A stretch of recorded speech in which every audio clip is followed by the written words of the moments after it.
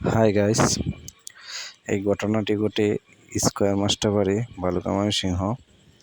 আর যত ফুটপাতে দোকান ছিল সবগুলার এই হাল করেছে অবস্থা। একটা জিনিসও নেওয়ার সুযোগ আর দেয় নাই সরকারি লোকগুলা।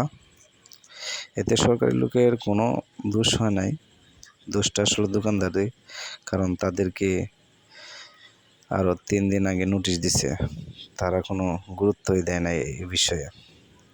ভাবছিল টাকা দিয়ে কিংবা তারা ভাবছিল বোধহয় নেবে না, ভাঙবে না, তাই আজকে আর এই সুযোগটা দেয় নাই। দেখেন ভাই কি অবস্থা করছে, মানে মালপত্র নেওয়ার এই সুযোগ দেয় নাই, সবগুলাই এভাবে ভেঙে ভেঙে। এটাই ঠিক করছে, কারণ যেহেতু আগে বলছে, নোটিশ দিছে তারা, তাহলে এটা করার দরকার ছিল না।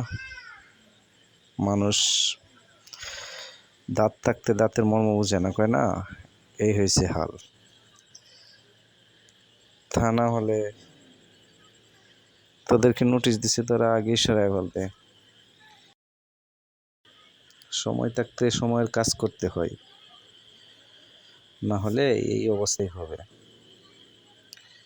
যে কোনো কাজে, এটা এই বিষয় না, শুধু যে কোনো কাজে আপনি সময় থাকতে সময়